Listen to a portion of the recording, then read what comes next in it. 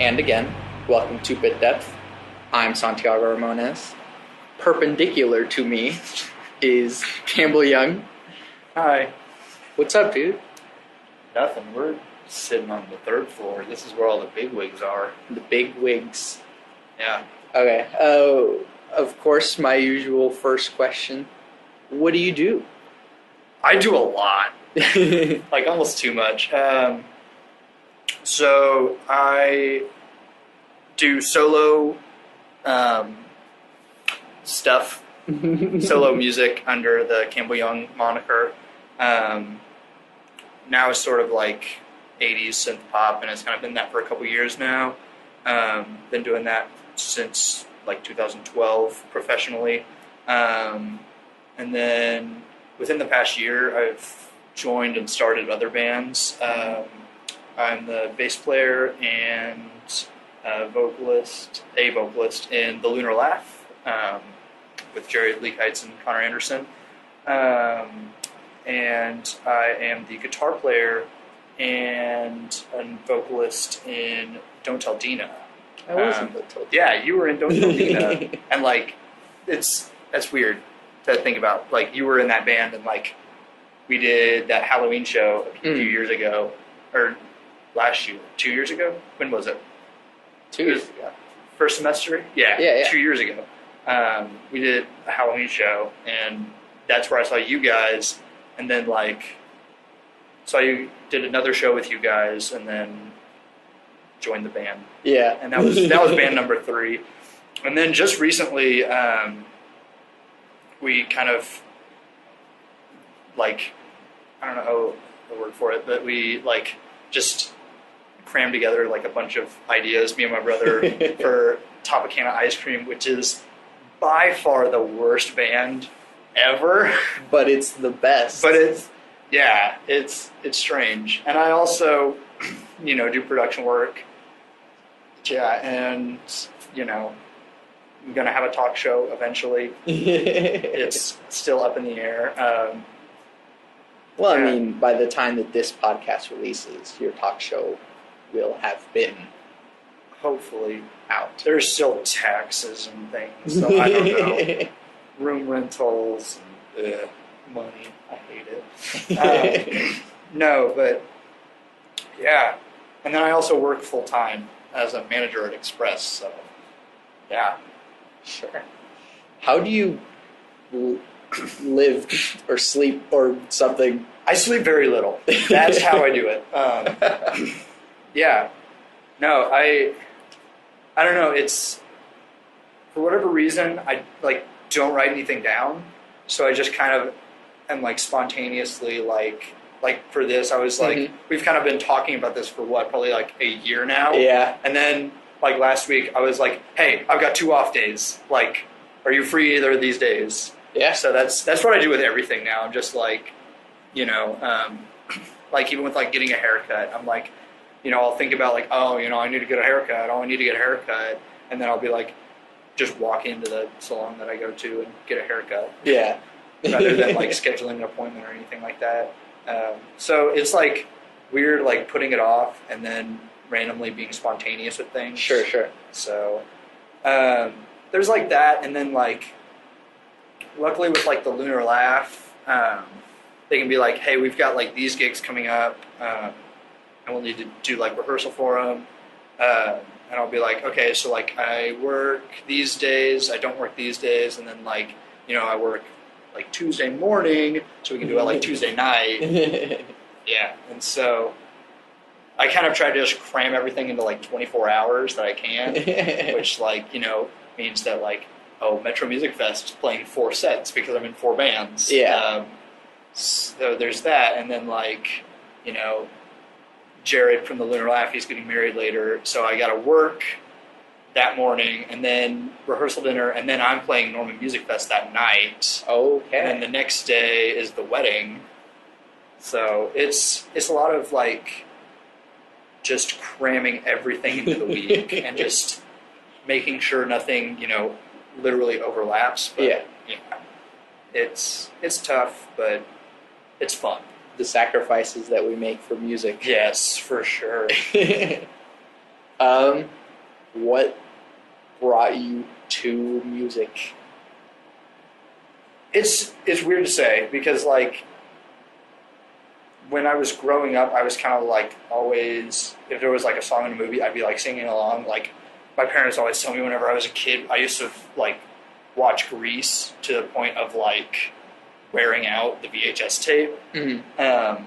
But like, and I'd like sing along, but like not actually know the words. So I'd kind of just like assume what the words were. Yeah. So, you know, like I've been, you know, singing and like doing stuff like that my whole life. But like when I was 9 is when my parents, you know, 'cause whenever you're a kid, your parents try to find you a hobby and they're like, oh, play this sport. Oh, you know, do this thing. Yeah. And they were like, I was 9 and they were like, oh, do you want to take guitar lessons? And I was like, sure. Yeah. Like, whatever. Yeah. And then 10 years later, I'm still playing guitar somehow. That's the habit that didn't break. But, yeah. Started guitar age 9. And for whatever reason, it just kind of stuck. I was living in Kansas City at the time, Liberty more specifically. It's like a weird suburb. Yeah. But yeah, I was living there, and I was like 9 years old in elementary school. My parents were like, "Hey, you want to play guitar?" And I was like, "Okay," you know. It's one of those like, "Oh, hey, parents picking a hobby for their kid."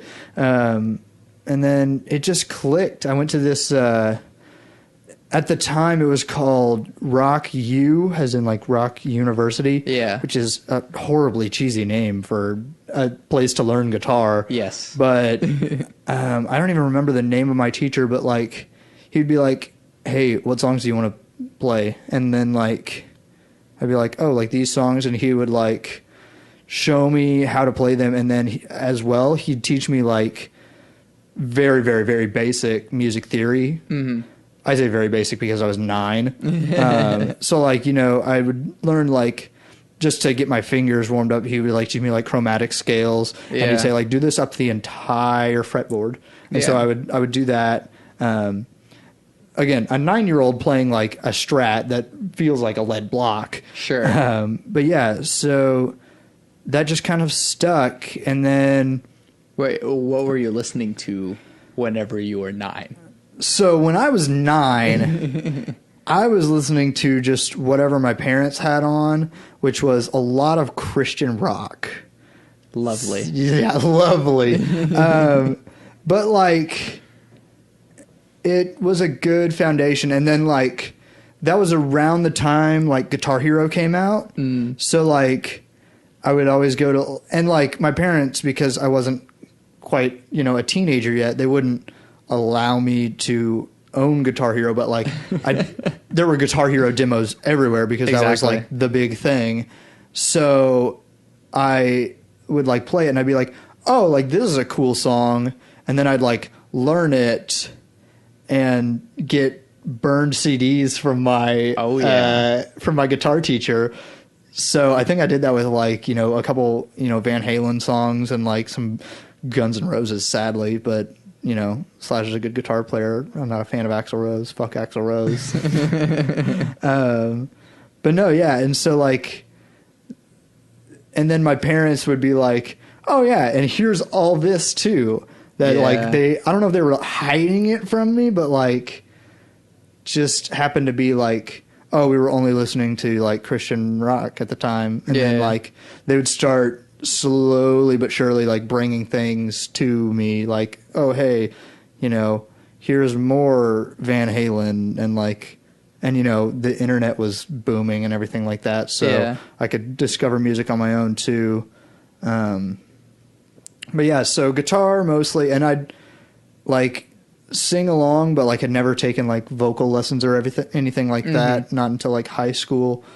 And high school was basically where I was like, oh yeah, like this music thing is like super cool. Yeah. 'Cause like when I was in like elementary and middle school, like elementary school, I was the only kid playing guitar. Like, sure.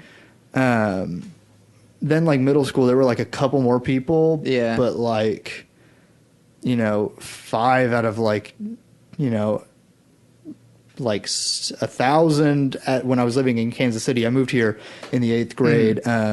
So like 8th grade, I went to like a much smaller school. There were only like 150 kids in my class. So like 5 out of like 150 were playing music that wasn't just band and orchestra. Yeah.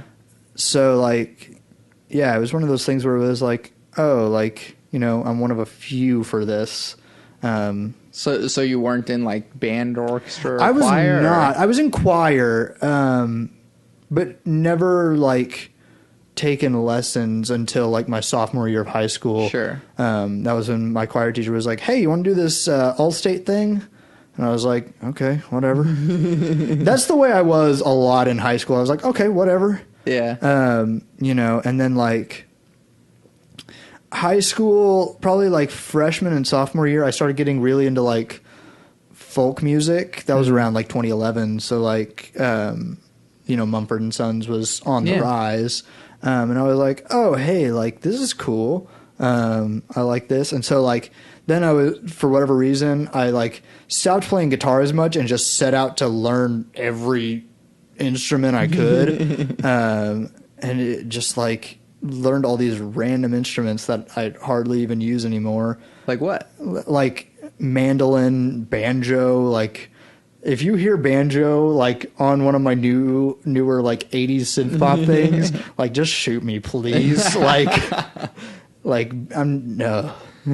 But like I still have huge respect for folk music. Well, I mean, Mumford and Sons makes the banjo sound cool. Yeah, well, and like banjo works for that. Like that, it just doesn't work for what I'm doing now. Like, yeah.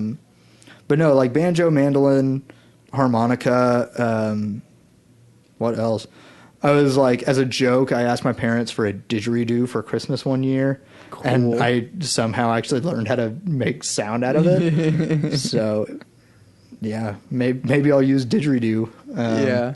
But yeah, what else? There was quite a bit of stuff. Bones, which are like this percussion instrument. Do you know what bones are? Not quite. It's similar to spoons, but instead of like hitting it against your body, you kind of just propel it like back and forth, and it just makes this like weird clacking sound. So when I was a sophomore in high school, I saw this band. Old Crow Medicine Show. They're the ones that originally took Bob Dylan's like bootlegged recording of Wagon Wheel and turned it into a song before Darius Rucker fucked it up. So like I saw them live, which still probably one of the best live shows I've ever seen because they just had so much energy. And like the opening band, they had a guy who was playing bones, and I was like, that's cool as fuck. Yeah. I'm going to learn that. Yeah.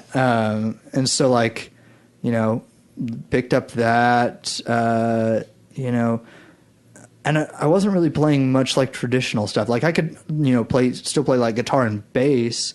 Bass, barely. I'm not a very good bass player, even though I do it professionally. But, yeah, and so I was just like learning all these crazy weird instruments, like a little bit of accordion. Yeah. And I was like, when am I ever going to use this? Well, it sounds like your parents were very accommodating for your range of interests. Yes. Luckily though, like some of those you could get like toy versions, or like, like accordion you could get like a toy version. Bones were cheap.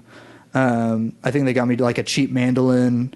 Banjo, my cousin via marriage, Clayton Fike, his dad was like a Deering banjo like artist, so like I got like a 50% discount through him on a banjo. Okay. Yeah, so I got a really good banjo for like not a lot of money.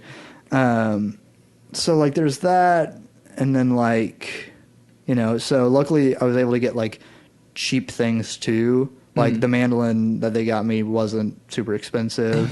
And then like, what else after that did I start doing? Cause I was doing the folk thing, and I even released an EP with like more folky themes and everything like that, like instrumentation and everything. And then I want to say it was like 2014. I think I was like a junior, about to be a senior in high school. And I was like, oh, I want to do more of this like indie rock thing that I'm hearing.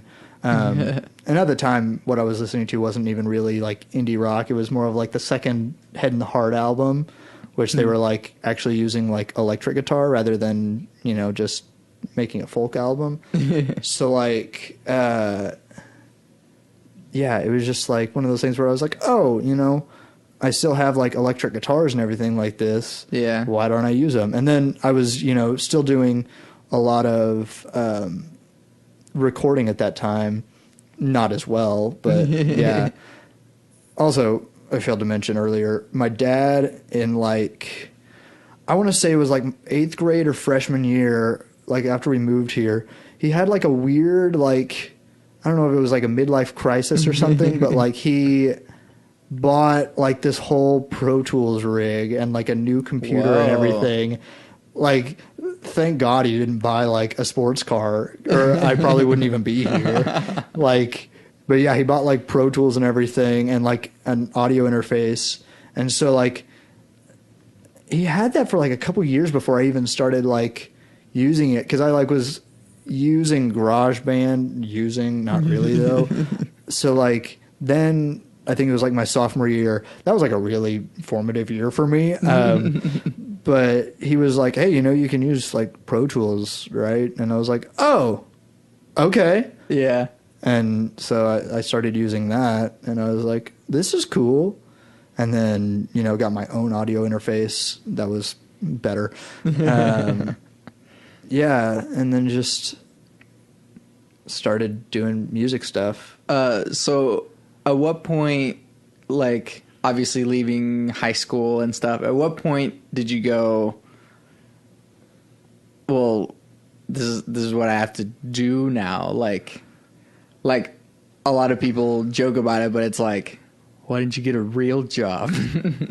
Well, I had a real job. So that was the thing too. Like, coming out of high school, I had been working at a pizza place that will remain unnamed right now.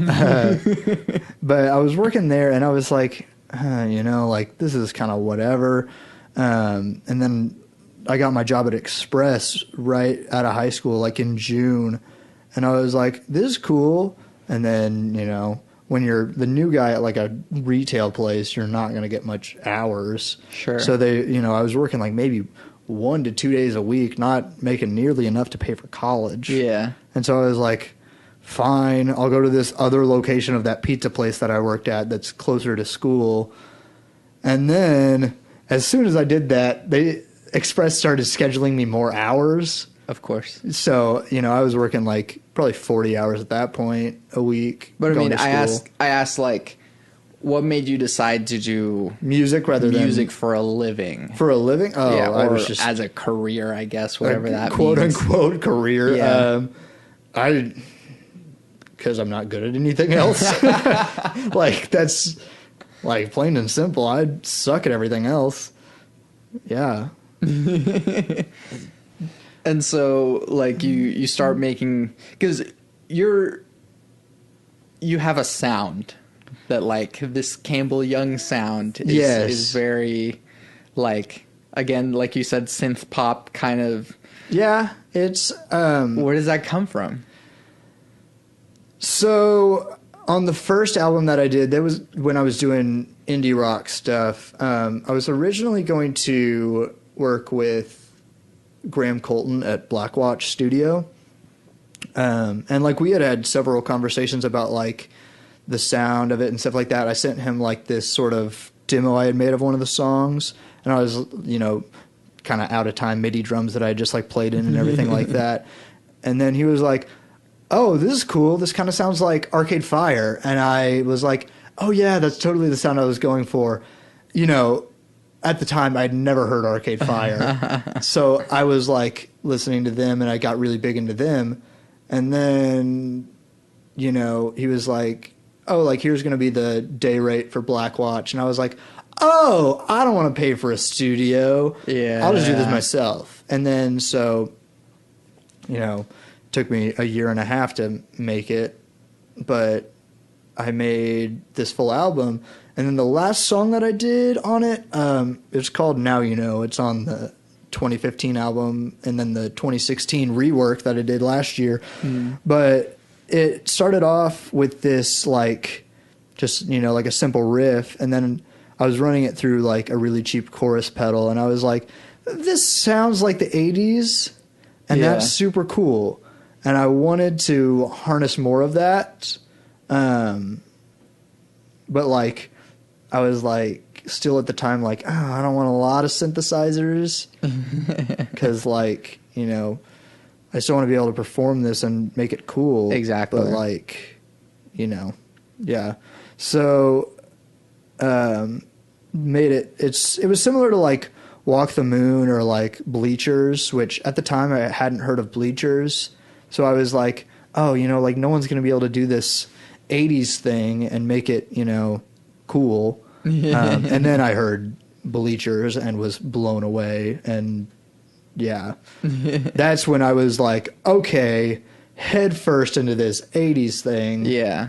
Because, I mean, I'm just a huge fan of 80s music. Like, that was just such a great time. I wish I could have lived it. Well, I mean, you kind of emanate this 80s feel anyways. You're wearing a flowery scarf. Yeah. No, it's just, well, and like, it's come up to this point. It's not like I was like, yeah, I'm going to be this 80s guy now, like, you know, just immediately. But yeah, so like, after I made that album, I was like, oh, yeah, this 80s thing, yeah, I want to do that. Because, you know, if Jack Antonoff from Bleachers can do it, like, yeah, hell yeah, I can do it. Yeah. Yeah, it's just one of those things that I was like, as soon as I realized someone was doing it and being successful with it, I was like, this is incredible. I want to do this forever. You know? Just like, it was one of those things that as soon as I found out, I was like, oh, I can do this. And then it became more of like, I was like, oh, less guitar, more synth, more drum machines, more, you know, more drum machines that don't sound like real drums, you know? And then, like, I was like, oh, that first album, that was good, but, like, what if I made it with, like, only synths and drum machines? At the time, I didn't even have any hardware synths, so it was just all in Ableton. So I was, like, doing that. And, like, I made that, probably all the instrumentals, I think it was within a week. I just, like, started and was, like, mainly to make something that live sounded a lot better than what I was doing. But then I was like, wait, but, like, if I play this live and then all I have to sell is this shitty, you know, thing that... Not to say that what I made in 2015 was shitty, but compared to what I was doing, it was. So I was like, oh... I'll make this a full album. And then I was like, and I've got all this great equipment here that I can just use to do vocals and everything. So that's kind of how that came about. And then it was May last year. I was like, I started shopping a lot on Reverb, which became a bad, like, disease. But yeah, so...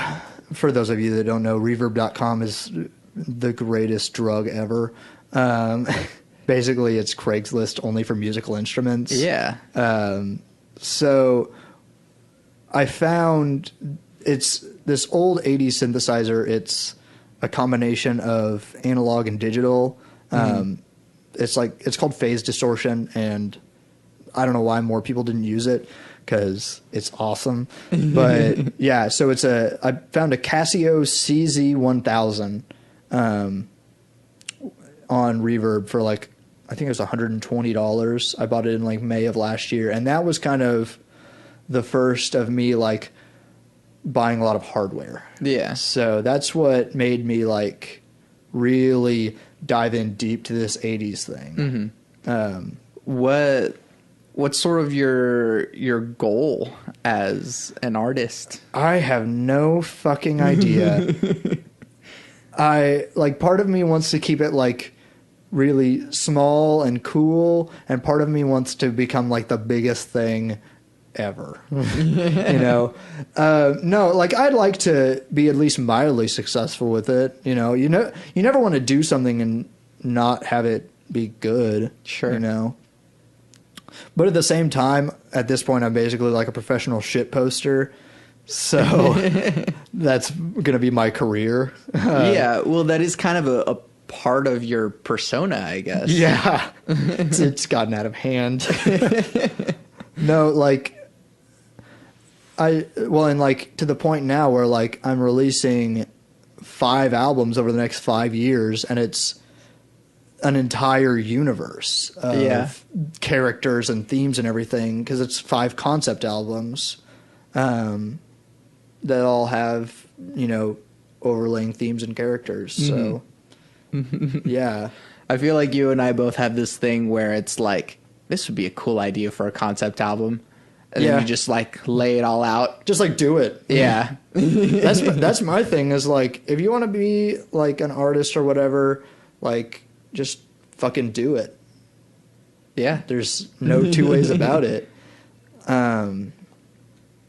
Yeah, like, so like, I don't know what my end goal for this is. I'd like to tour with a somewhat successful artist, whether that be someone like Bleachers or like Andrew WK. Like, I'd love to tour with someone like Andrew WK.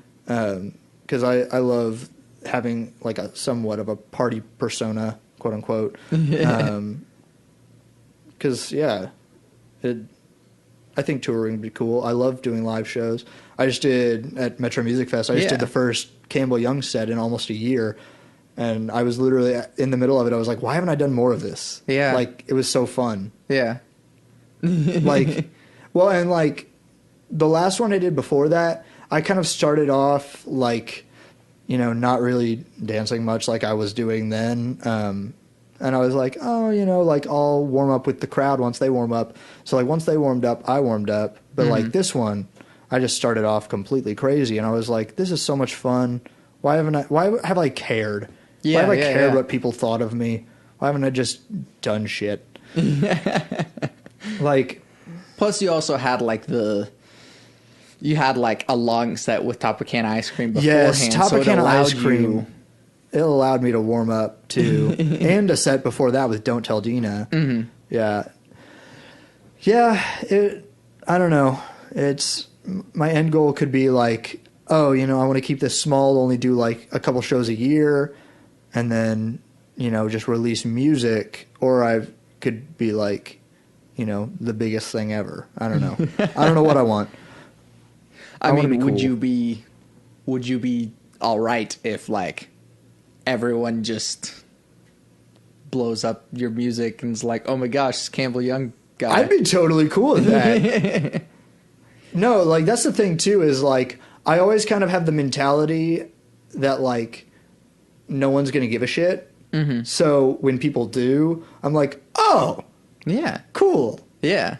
Like, because the talk show that I'm doing, I was supposed to start it in March, and I was not prepared enough. So I was like, told the bands that I had booked for it and everything, I was like, hey, like, talk show's not going to happen this month. Like, we'll do it next month or whatever.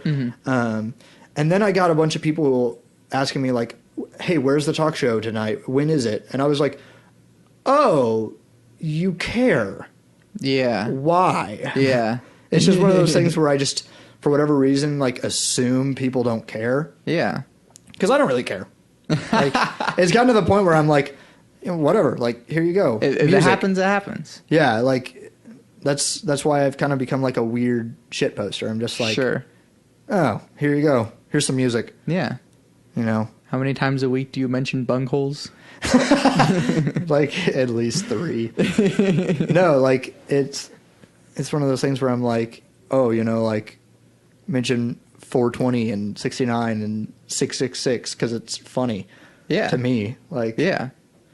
Well, at the same time, like, I feel like people appreciate that whenever it actually is, like, you're just having fun. Yeah. Then everyone else feels like they're allowed to have fun too. I think, yeah, and I think that was part of the beauty behind something like Topicana Ice Cream, where, like, it's the shittiest band ever. Like, I'm sorry to anyone on, like, the songwriting room stage who only had a 20-minute set and might have even been good, whereas, like, this shitty band that didn't even really exist before that one show had an 80-minute set. Like, that's a Springsteen-length set. Yeah. I felt so bad. Like, and we were making up songs about old man titties and, like, what else were we making up songs about? Like, I mean, your brother had a kazoo solo. Yeah, like, he had several kazoo solos, which those were all planned, especially for, like, we played Born to Run, and I was like, well, you know, why have a saxophone when we can have a kazoo? Yeah. Like, that's basically... Kazoo is basically, like, the best, like, I don't give a shit instrument. Yeah, yeah.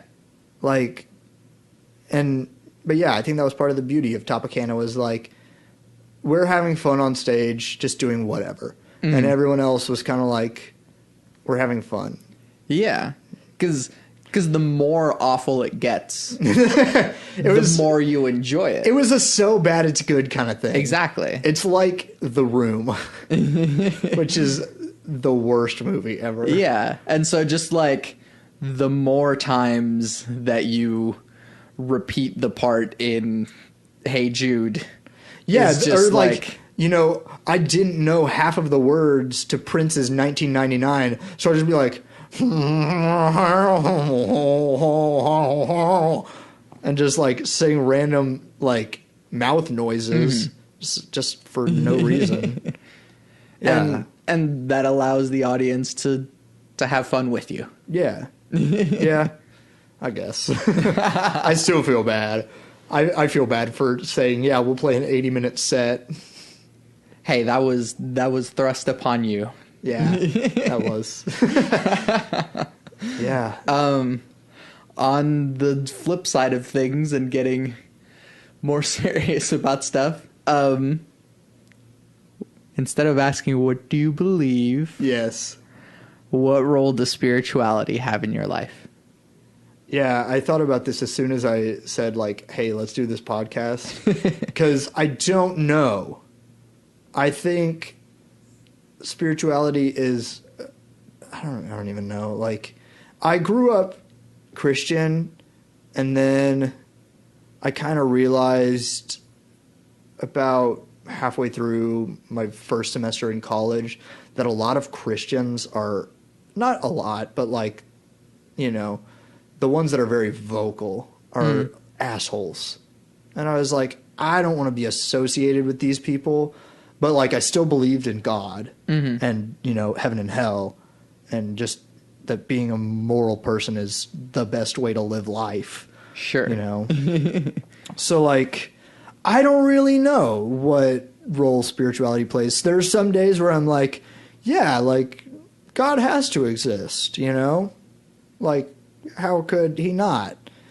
Just maybe because that's the way I was raised, or maybe that's because, you know, I really believe it, or I really don't know. Like, and then some days I'm like, how could the world be this shitty if, like, God exists? You know?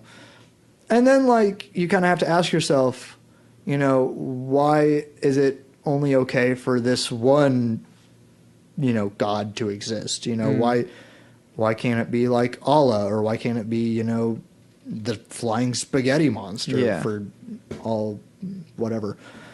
Yeah, like, so I don't know. Like, basically spirituality to me is like, if you believe in God or gods or whatever your form of God is, cool. If you don't, cool. Like, that's your opinion. Like, I just hate when people are very vocal and for something they really don't know. Like, because, you know, I don't know. You don't know. We don't know what happens when we die. Sure.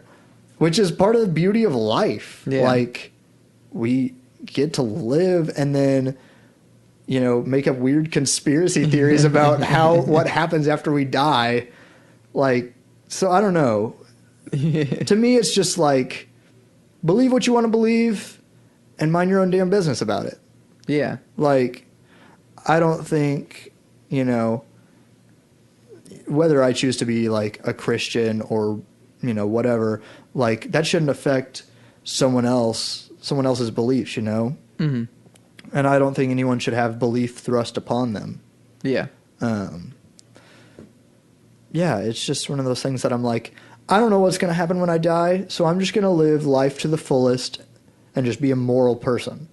What does being a moral person mean to you?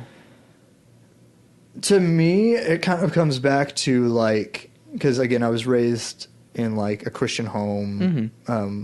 So like, to me, it's kind of like that whole like 10 Commandments, you know, like, hey, don't steal, you know, don't kill people. That's bad. Yeah. You know, don't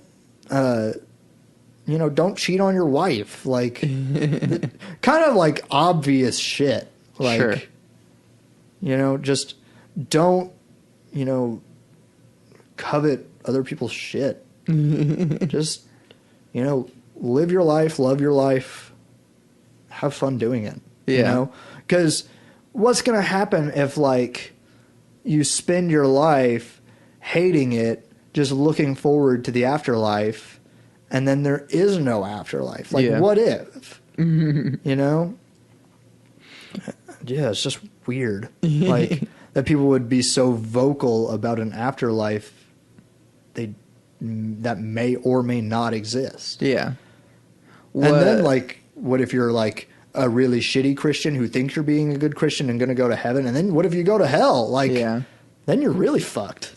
Well, I think there was, like, the South Park joke that was, like, there was, like, a war between heaven and hell. And then, like, Kenny, like, was the one who was going to manage it. But, like, heaven's, like, army was really small because only Mormons go to heaven. Yeah, and, like, what if the flying spaghetti monster is, like, the actual god, and, like, all these naysayers are, you know, going to whatever form of hell is a part of Pastafarianism. Yeah. Like, it's insane. So in what ways do you make your life worth it?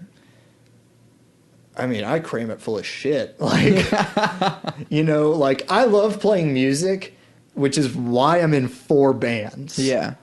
Like, that's, you know, I wouldn't be cramming my life full of, you know, music if I didn't love it. Mm-hmm. So, like, and it kind of goes back, I mentioned Andrew WK earlier, because, like, you know, in, you know, my teenage years, I went through all the angst, you know, all the, as everyone does, all the depression, all the suicidal thoughts. And so, like, I like what Andrew WK says about, like, you know, sometimes a party is just like being on this earth, being not dead. Sure. You know, like, being someone like me who, like, you know, constantly is like, hey, you know, what if I kill myself? Hey-oh. Which, like, that's what it's come to now because I joke about everything. But, like, you know, suicide's a serious problem. But, like, I constantly am like, you know, what if I kill myself? Would anyone care? Now I've come to realize, yeah, people would care. But, like, you know, when you're at your lowest, you don't think people care. And then so I'm like, hey, but, like, I'm not dead. Party on. Yeah. So that's kind of how I make it worth it. I trick it's insanity-based happiness. And then how does that affect how you treat other people? It's weird how I treat other people. Sometimes I'm like the nicest guy on the face of the planet, and sometimes I'm just like the biggest asshole ever. Like, I don't even know. It's weird how I treat people because it kind of depends on, like, how people treat me. A lot of people are like, oh, you know, like, you have to earn my respect. Whereas with me, I'm like, I give you like a good base level of respect. And then if you like lose respect and then you can gain respect, but like everyone already starts off in the middle. Some start off a little bit higher depending on like, you know, if there's someone like, you know, that I obviously have to respect, like, you know, respect your elders. It comes back to that like being a moral person thing. Sure. But yeah, like, so it's one of those things where I'm like, you know, everyone gets a base level of respect, and then like if you do something to lose my respect, then I'm going to be an asshole to you. Yeah. How does one lose Campbell's respect? Well, like at work, I'm the same way. For those of you who don't know, Express is a clothing store, and I have to manage it. And sometimes our customers are the worst, just the absolute worst. They still, when I was like an associate, I would always, for like the bad customers, I'd always make up rules as to like, oh, you can't return this, you know, even though they could, because I was being an asshole to them. But like now I'm like, okay, yeah, you can return this, fine, whatever. And then like for the good customers, I'll maybe like bend the rules, like for our suits or whatever, like they have to have this like tag that's like, it's like, do not remove this tag or it can't be returned. If they're like a good customer and, you know, they're a recurring customer, I'll be more, you know, apt to like, oh, I'll call our like customer relations and see if we can do something for you. Sure, you know? Sure. I'll be more willing to go above and beyond if you're cool. Yeah. Whereas like, if you're an asshole to me, I'll be an asshole to you. You know, but you'll still get a decent level of respect. To lose my respect, you got to do fucking a lot. Yeah, it's become like you have to do more and more to lose my respect as I get older, just because, you know, you get older, you get wiser, whatever old people say to you. Yeah. And then I can obviously see how like this worldview can, like, how it is applied in your music. Yeah. You make a lot of fun shit. Just have fun. Don't spend your life hating it, because then what if there's no afterlife? That's my thing, is like, if there's an afterlife, awesome. Yeah. And that's why I try to be a moral human, is because like, if there's an afterlife, yeah, I want to go to the good shit. But also, like, the more and more I think about it, like, what if heaven is just, like, being a good person, like a good person forever? And I'm like, sometimes I don't want to be a good person. Sometimes I want to be an asshole. So, like, that's why I'm kind of like, I don't really want an afterlife. I want to just live my life and make it awesome, just as awesome as possible, you know? Fill it with awesome people, you know, just like someone that I'm like, you're an awesome human. Like you're an awesome human. Oh, thank you know? you. I try. Yeah, just like someone that I want to, you know, like for this podcast, like I'm like, oh, Santiago has a podcast. Like I want to go on that because he's a cool guy, you know, like, or someone like, I'm trying to think of other examples because I'm here with you right you obviously now. involve yourself in these other bands with people Yeah. that you well, and enjoy like, being around. It's not about being like the best band or anything. Like, I'm probably the least qualified bass player to play bass for the Lunar Laugh. But the reason that I did it is because like I genuinely love, you know, playing music with Connor and Jared and just spending time with them. So, you know, and then now Jimmy Jackson's joined us and it's just the greatest thing ever. Yeah. But yeah, and same with like Don't Tell Dena. Like, I'm not the greatest guitar player ever, but you know, if I can do something and make this a cool experience and hang out with guys that I love, like, awesome, incredible.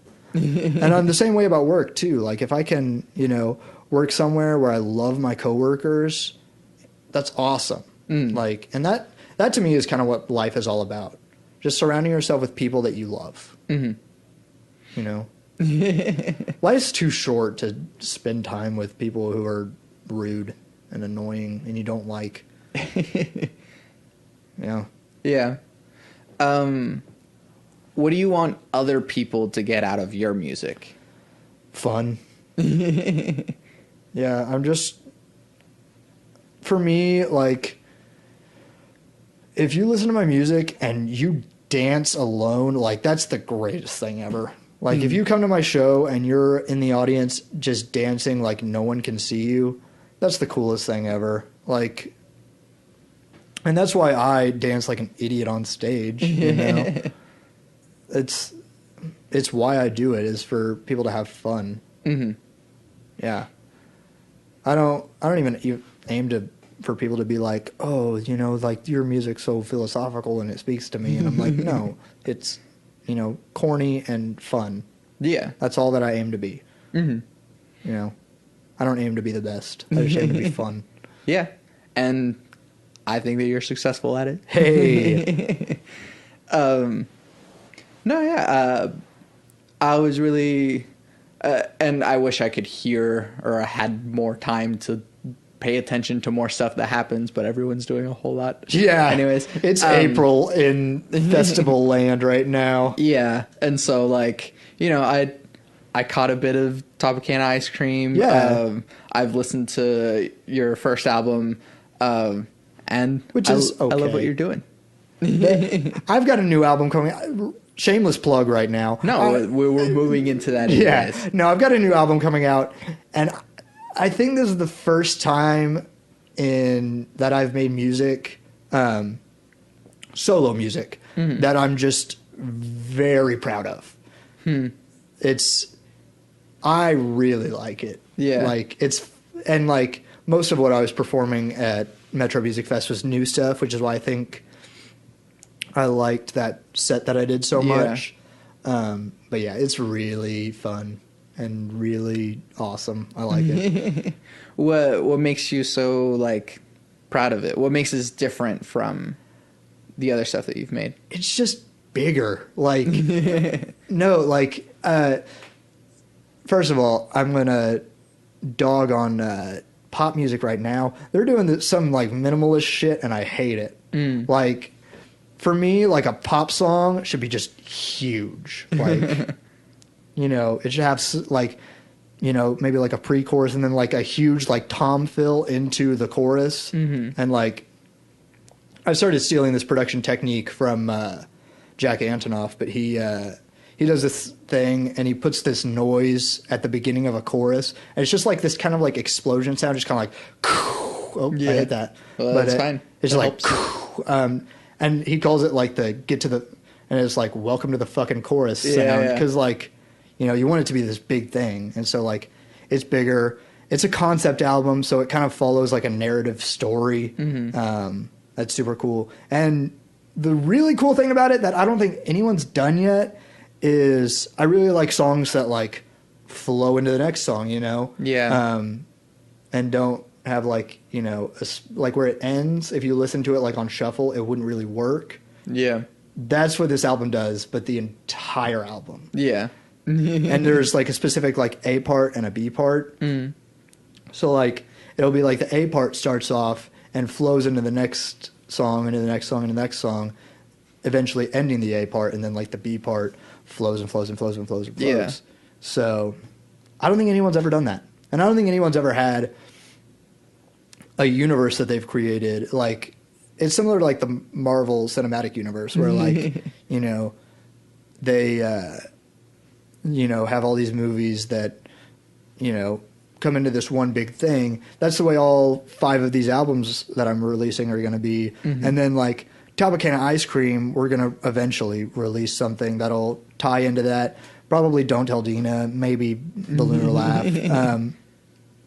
Johnny Extreme, which is the talk show that I'm doing, it's the Johnny Extreme show. He's going to be a big part of the second part of this concept album series, and kind of the one that guides the main character, who is a ninja turned party god, So into being a party god because he's Johnny Extreme, you know. He's the biggest partier on the planet. But like that's a character that I made up for that, you know. It's just one of those things that like I don't think anyone's ever done this, and that's why I'm so excited about it. Yeah. And even if it has been done before, you're doing it in your way, in the way that you're proud of, in the way that I think other people will see that you're proud of it. Yeah. I've gotten to the point where, like, if people care, that's just, like, the biggest thing ever. Like, I made, like, you know, the blanket social media thing, like, hey, you can pre-order my album. Yeah. And you get, like, this song with it, and it's on Apple Music or whatever. And so, like, they were, a lot of people were like, hey, are you having a physical release for it? And I was like, maybe. Because, like, I didn't even think about doing a physical release. But now that people care, I'm like, yeah, why not? You know, if I have the money for it, I'll do whatever. Sure. If people want it. If people want it. Yeah. I mean, that's why I do like a light show because, you know, someone suggested to me like, hey, you should have a light show. And I was like, a light show would be super cool. You know? Yeah. Like having this album on cassette would be super cool. So I want to do it. Sure. That's kind of the way I live. I'm just like, this would be super cool. Let's do it. Well, I'm going to like transition. Thank you for being on the podcast. Hey, I'm glad to be here. I love what you're doing. I enjoy that you are enjoying what you're doing. Where can we find your stuff? Everywhere. MySpace. Like literally everything's on MySpace.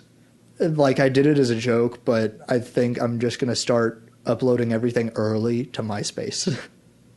No, you know, standard places, Spotify, iTunes, Amazon Music, Bandcamp, SoundCloud. Yeah. Wherever. Is it all just Campbell Young? Campbell Young. I don't have my own website yet. If you want to listen to the other two, the Lunar Laugh, we just released an album in February called Mama's Boy.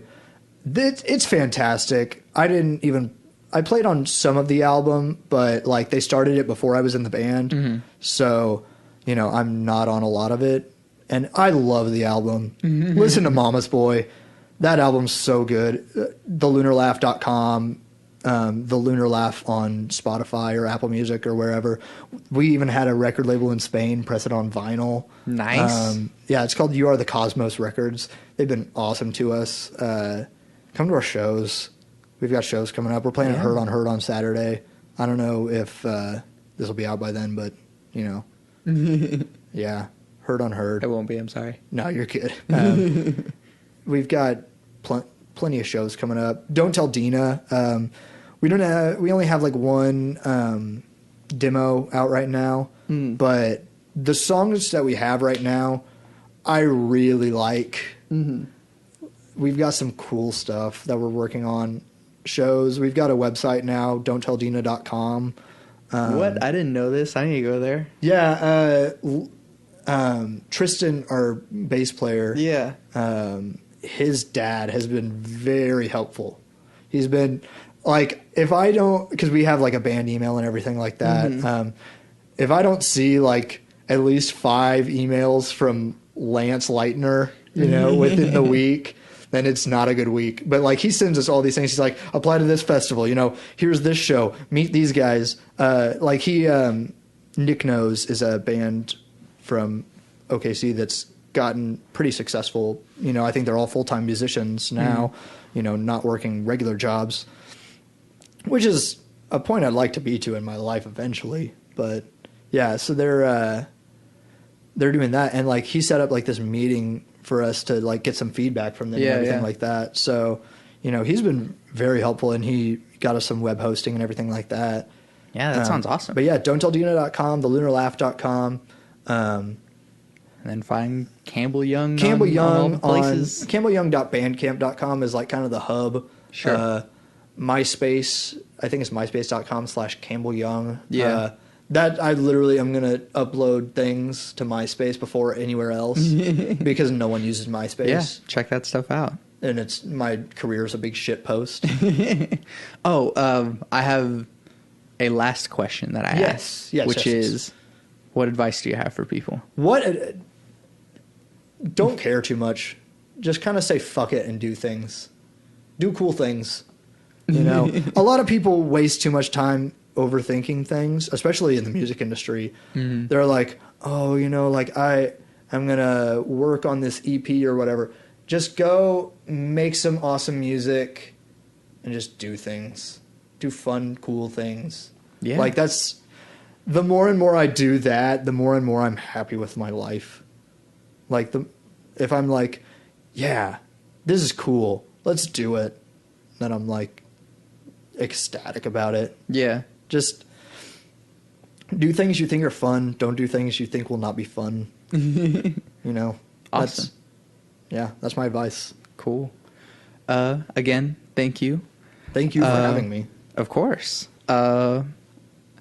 I'm Santiago Ramones. You can find all the stuff that I do on my website, santiagoromones.com. I make music as well as this podcast. Do you have anything significant coming up, like album or anything? I know you're working on saving money mostly. Yeah. Because mastering 13 songs is not cheap. Yeah. When I do the mastering for it, I'm like, I'll just do it myself. Mastering's expensive. Yeah. I don't know. There's also Lander. It's all right, but we'll see. Yeah. For now, just listen to the stuff that's on my website, which is just a link to my SoundCloud anyways. But yeah, I always end every podcast with my 3 things, which are: love never fails, it's going to be okay, I might be wrong.